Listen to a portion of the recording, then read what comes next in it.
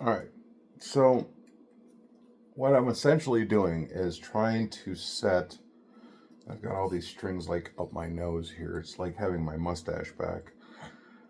I'm trying to take these two steel rulers and measure down the fretboard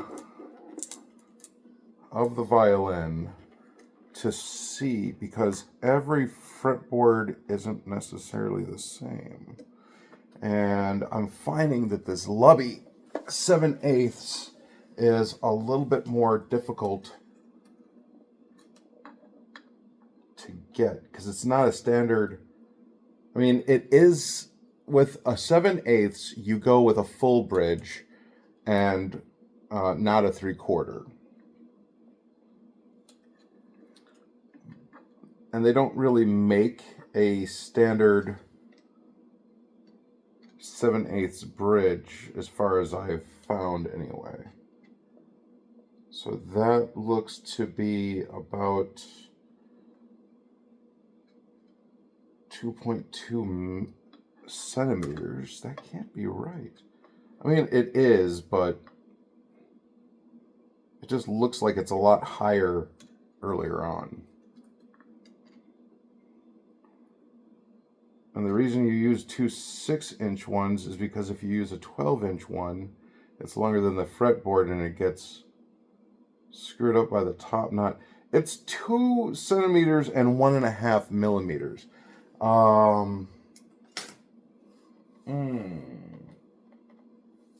Okay.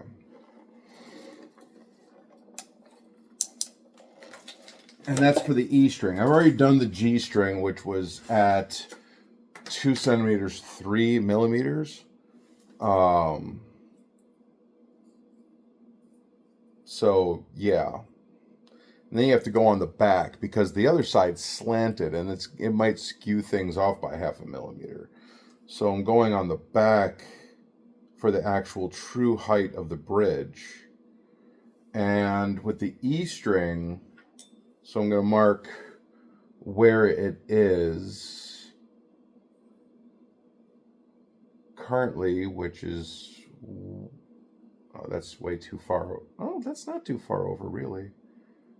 I just want it a little bit further over to the edge here. And the thing is I don't have like a great light right now. I definitely need to get something better. But for the time being, it's okay. So that is where the height of the fret is, and I believe you can go 3.5 or 4 millimeters above that. So we would go somewhere at 2.5 centimeters or 2 centimeters, 5.5 millimeters. Golly, does that look short? It's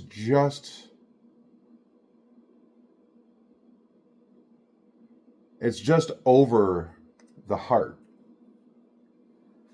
And it's like, man, I'm just looking at this and I know that there's technically supposed to be a bump that would go over the heart, but I'm just looking at this and I'm going, man, that is just tiny. It's also because I went with cheap bridges. I mean, the wood is the wood. But I don't think that they had a great stamp. I also need better carving knives because I only have wood carving chisels, which I got for Pinewood Derby last year, and now I'm wishing I had gone for the entire wood carving set. So if you use a full sized 12-inch ruler or 30 centimeters, what you end up with trying to get, because you're trying to put a ruler here where the bridge actually would sit, right? So if you line up to that point, you're going to end up putting yourself off skew because of the top knot, or the top nut here, that would actually hold the strings up a little bit. And if we go too high, and this is really my first real bridge. I have a bridge that I could use, but it's a fiddle bridge, and I just don't think that I want to set people up for failure. It's like, you can have the fiddle bridge if you want it. Let's see here.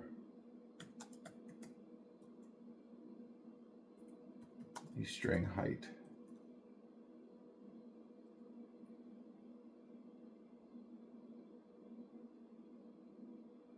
Oh, for crying out! There we go.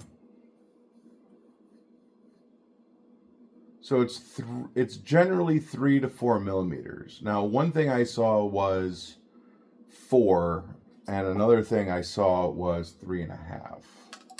I know that sounds really dumb, but like 1 millimeter can ultimately make a violin really hard to play, and 1 millimeter down can make it vibrate against the fretboard. So it's like, you actually have to care about this stuff. You have to care about the details. The part that is messing with me though is like, so you have to go 5 millimeters over the G, where the G hits on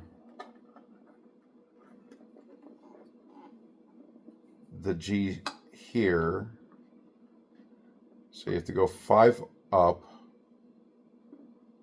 and then you have to go 4 up from where the E string hits.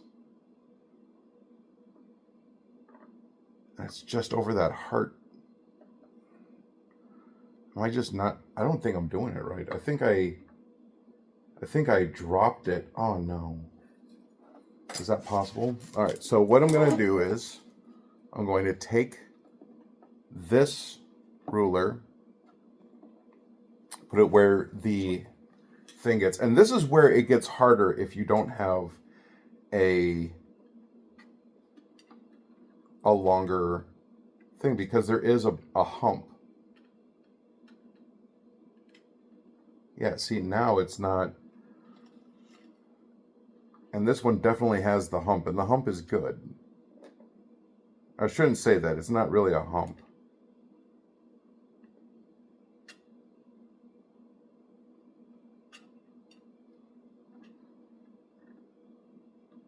Okay, so the problem I'm having... Okay, so it's 2-2. All right. So the E string should be 26. I believe on a full-sized violin it should be 27. But because this is not a full-size violin,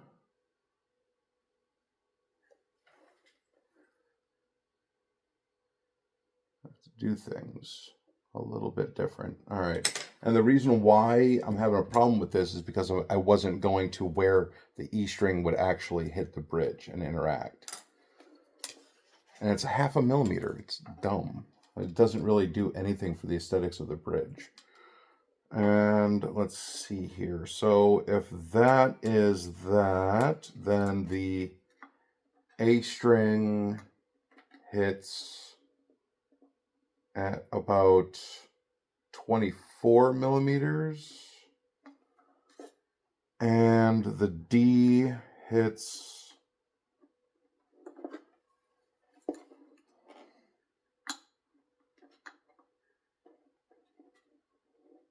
at, wow.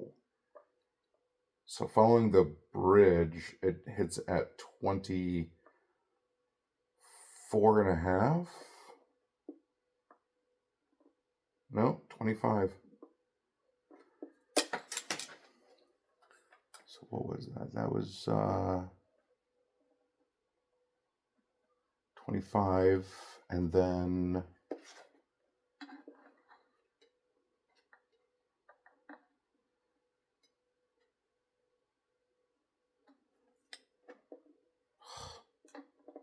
so so rough. And 24.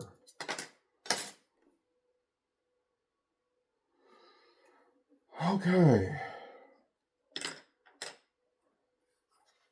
So if we go 4.5 up, this will be 28. This would be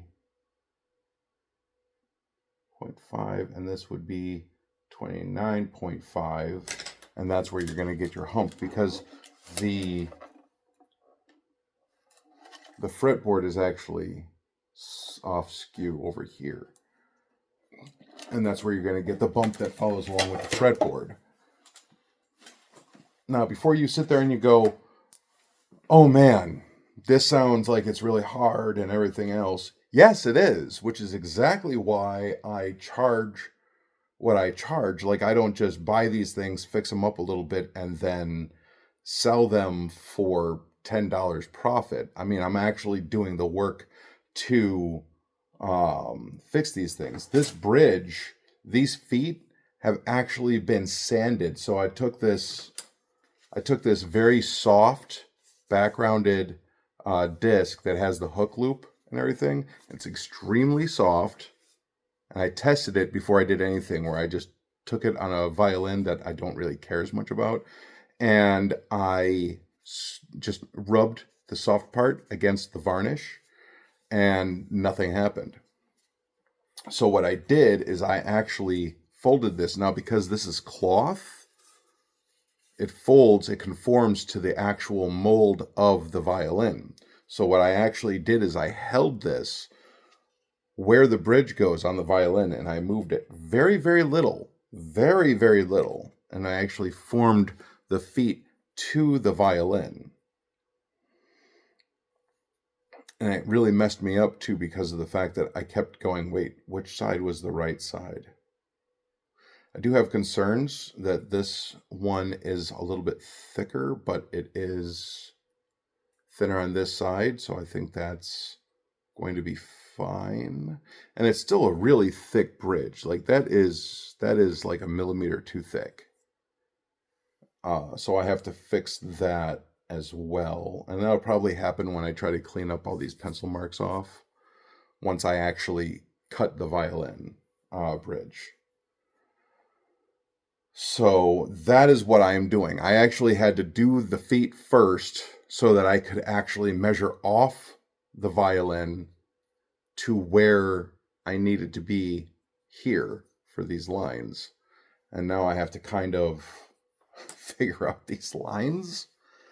Oh my gosh, this is like, it's crazy. I actually donated a violin last year because I had a broken tailpiece, and I never thought that I'd ever actually get to sell these for a decent price.